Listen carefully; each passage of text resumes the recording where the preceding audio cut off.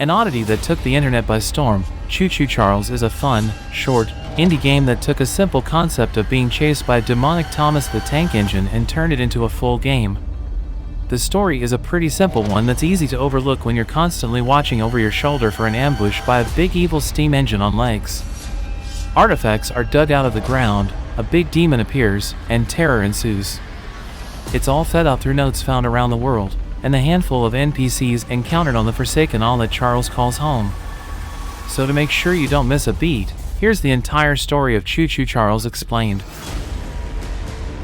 Part train, part demon spider, known only as Charles, is a nightmarish monster that can easily chase his victims down both on and off the rails. He's the main antagonist of this indie horror and is extremely territorial. Charles considers the entire island his own personal hunting grounds. So anyone that dares set foot upon Aranerum is quickly put on the menu. He has a never-ending hunger for flesh constantly driving him, is seemingly unstoppable without sustained damage from heavy weapons, and is more than capable of catching up to anyone and anything that tries to outrun him. But he is not some natural occurrence or odd evolution of nature. Charles is a demonic entity with a surprising man-made origin binding him to his current form. Charles was originally a spider-shaped demon that was discovered by the Charles Mining Company. He was encountered after a crew from the company unearthed strange eggs deep beneath the island. These odd objects housed vast amounts of energy, and as the mining crew harvested this power, they awoke an ancient and hungry entity. Drawn to the energy being released, this monster attacked the crew, but it seems the owner of the Charles Mining Company, one Warren Charles III, decided that this new creature was a boon. This entity was to fulfill his dream of having the island completely to himself and his acolytes, then the world would be next. With help from some scientists, Warren was able to bind the demon's soul into the engine through a ritual, trapping it in this new and weaker form. Unfortunately, as Charles was being contained, he broke free. Over time, the clanking train from hell decimated the animal population of Aranerum before turning on what little civilian life it had left. Some fled, others stayed and hid behind sturdy walls and strong weapons, whilst just as many were eaten alive. By the time we get to the events of the game, the population that's left alive has managed to survive in any way they can, whilst others join the mask-wearing mob now turned cult to their demonic wandering overlord. The location where all the carnage in Choo Choo Charles takes place is an island known as Aranerum. It's a fairly large location that's located off some unnamed mainland and is home to a handful of special spots and people trying to survive the roaming demon train that plagues their home. A railway line runs around and through the island, bisecting it in the middle, and it doesn't take long for your old train to complete a loop around its entire circumference.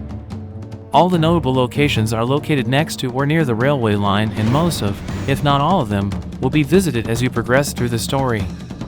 The story of Choo Choo Charles is fairly straightforward to explain, but there are some beats to hit in a certain order as we lay it all out. The game itself begins as you play a character known as the Archivist or the Monster Hunter, and you're revealed to be the owner of a museum. After hearing from Eugene about the Charles problem, you set off to Aranerum Island to kill Charles, taxidermy his corpse, and put the demon train on display in the museum for all to see, for an admission price of course. When the main story of Choo Choo Charles picks up, the protagonist is heading to the island at the request of their old friend. After arriving and repairing the old train, the two set off. Unfortunately, the resident demon attacks, and Eugene is thrown off the escape vehicle and violently killed by Charles. From there, the goal is to talk to the residents, help these new friends, and upgrade the old train. It's a fairly straightforward process as each quest-related NPC is next to the tracks and their requests range from collecting things or retrieving eggs. Each goal will either reward a new weapon, paint for the train, a big pile of scrap that can be spent on additional upgrades, or it will open up the next story beat. In order to defeat Charles, 3 eggs must be gathered. These have been scattered around the island in 3 mines that each require a key to enter. They're found in the North Mine, the South Mine, and Central Mine. The eggs are guarded by cultists and stealth is required to get past them in order to take the eggs and leave alive. No easy task as the path to each one becomes progressively more complicated as the game goes on. Green. Found inside the South Mine, the key to the entrance can be retrieved by speaking to Helen. Since this is normally the first egg, the mine is small and guarded by a very small number of cultists. Blue. Located in the North Mine, the key for this one is given to the protagonist by Greg. There are more cultists than before, and the egg itself is hidden behind a gate that can be opened by pulling a lever. However, it will close again pretty quickly, so a fast dash, grab and exit are required. Red. The final egg is found within Central Mine, also known in-game rather ominously as the Tim. This mine is a multi-level maze that's filled with a lot of cultists. After the egg is taken, the final ritual can begin. For those struggling to get the eggs, many have found simply sprinting past the cultists to be the most efficient method. They don't react well to someone going fast, so use this to your advantage. Once the eggs have been liberated, they're taken to a huge structure on the island known as the Temple. Like other locations that are linked to Charles, it's guarded by cultists and entry requires a key. To gain access, you have to speak to Paul. He is Egwene's son and will provide you with the temple key. This is then inserted into the huge doors which allow entry and access to the prism, an odd occult device that will channel the power of the 3 eggs into a beam of eldritch energy. This in turn draws in Charles like a shark to a feeding frenzy, and the penultimate battle begins.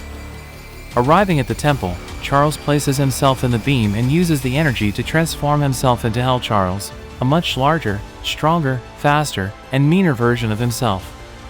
However, he's now mortal and is able to be killed. What follows is a breakneck race around the island as you use what weapons and means of defense you have to keep Charles at bay. After reaching the old bridge, Hell Charles crosses over after you, but Paul detonates explosives placed at the base of the structure earlier by your character.